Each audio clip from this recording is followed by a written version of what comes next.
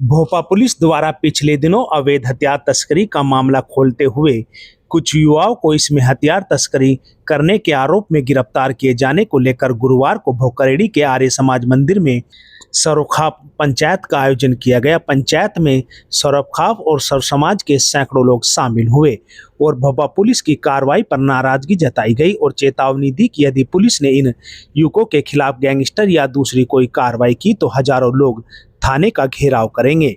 भाजपा नेता अमित राठी ने बताया कि भोपा पुलिस द्वारा असला गिरोह दर्शाकर निर्दोष छात्रों को जेल भेज दिया है।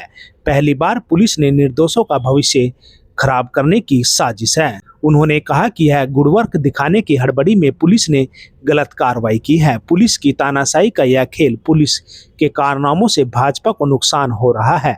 अधिकारी हमारी सरकार में अपनी मनमानी कर रहे हैं, जनता के साथ दुर्व्यवहार किया जा रहा है। उन्होंने कहा कि हमने अपने शीर्ष नेतृत्व से भी प्रकरण में एक दल भेजकर जांच कराने का आग्रह भी किया है। 15 अगस्त को रोटी पानी का इंतजाम कर भोपा थाने का घेराव करेंगे और वहीं 10,000 से ज्यादा लोगों की गिरफ्तारी देंगे।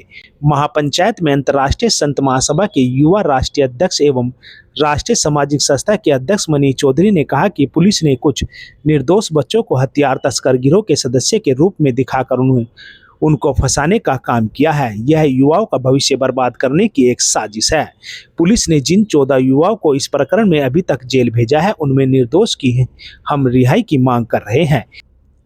महापंचायत में सीओ भोपा रविशंकर और थाना प्रभारी भोपा भी पहुंचे। सौरकाप और सर समाज की ओर से सीओ को एक ज्ञापन दिया गया जिसमें निर्दोष जेल भेजे गए युवकों की जल्द रिहाई का प्रबंध करने, गैंगस्टर न लगाने की मांग करते हुए चेतावनी दी कि यदि पुलिस ने मांग पूरी नहीं की तो 15 अगस्त को भोपा थाने का घेराव कर धरना दिया जाएगा। हाँ, पंचायत में निर्दोष छात्र जो जेल भेजे गए हैं उनके प्रति आक्रोश में ये पंचायत क्षेत्र के लोगों के द्वारा आयोजित की गई थी और उसमें निर्णय भी लिया गया। सीओ भोपा को एक ज्ञापन भी दिया गया है जिसमें कहा गया है कि बच्चे जो निर्दोष जेल भेजे हैं उन्हें वापस किया जाए जेल में से, और गैंगस्टर की कार्रवाई जो कहा गया था वो गैंगस्टर की कार्रवाई किसी भी छात्र पर ना की जाए।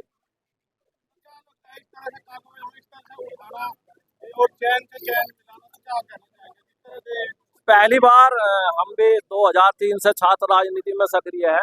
मुजफ्फरनगर जनपद में ऐसा पहली बार देखा गया है कि इतने निर्दोष छात्रों को, बेगुनाह छात्रों को जेल भेजा गया।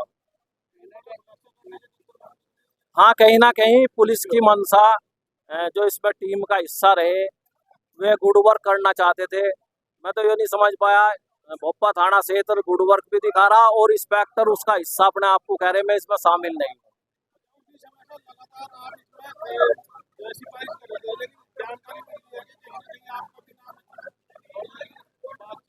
हाँ, इन्होंने एक लाइन उसमें लिखी है, एक लड़का मोनू राठी छछरौली का है, उसने कहा था हाँ अमित राठी मेरा भाई है और मैं अपना काम धंधा जो भी बिजनेस कर रहा हूँ वो इलेक्ट्रॉनिक्स का बिजनेस करता है, कि मेरा भाई उसमें मेरी मदद करता है। ये शब्द उसने कहे थे, लेकिन पुलिस ने लगातार मैं सिफारिश कर रहा था निर्दोषों के लिए, तो उन्होंने सोचा शायद ये लाइन लिख के अमित हट जाएगा पीछे, तो फिर अपनी मनमानी तुम करते रहियो। जो निर्दोष भेजे उनके पक्ष में कोई आवाज नहीं उठाने का, पर ऐसा हो नहीं सकता। चाहे वो लाइन तो छोड़ दो, मुकदमा भी लिख लो, मैं तो जब भी आवाज उठाऊंगा। मुझे तो अब IAS IPS बनना नहीं भाई, मुझे तो जनता की सेवा करनी, उनके लिए लड़ाई लड़नी। जब भी जनता के साथ, निर्दोष छात्रों के साथ या मेरे क्षेत्र के साथ गलत होगा, मैं तो सबसे पहले खड़ा हूँ, चाहे मुझे जेल भेज लो कोई या कुछ कर लो।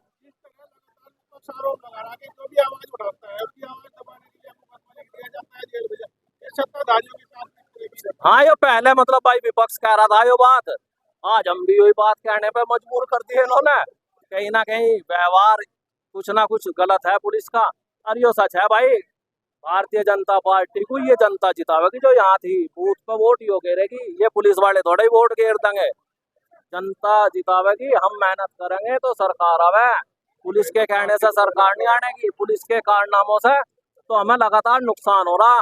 जहाँ बिना हाथ जोड़ो वोट मिले थी, अब जब वहाँ भी पकड़ के वोट लेनी पड़ रही।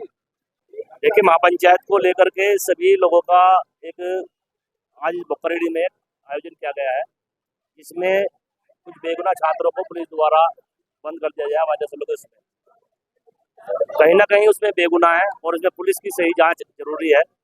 आज इस मंच के आधार पर सभी का निर्णय हुआ, सभी कमेटी का, कि अगर जल्द से जो निर्दोष बच्चे पुलिस द्वारा पकड़े गए हैं उनकी सही जांच कराकर अगर उनको नहीं छोड़ा जाता तो 15 अगस्त के दिन 10,000 की संख्या में बोमा थाने पर ये झंडा फहराया जाएगा और कहीं ना कहीं गिरफ्तारी भी दी जाएगी अगर ऐसे निर्दोष बच्चों को बाहर निकालने का प्रयास अगर प्रशासन नहीं करता है। देखिए, सबसे बड़ी बात यह है, कुछ बच्चे उसमें ऐसे हैं जो इस समय अपने ग्रेजुएशन कर रहे हैं और सरकारी विभाग की तैयारी कर रहे हैं, लेकिन उनका कभी भी आपराधिक रिकॉर्ड नहीं है। तो यही चीज प्रशासन को सोचनी चाहिए थी।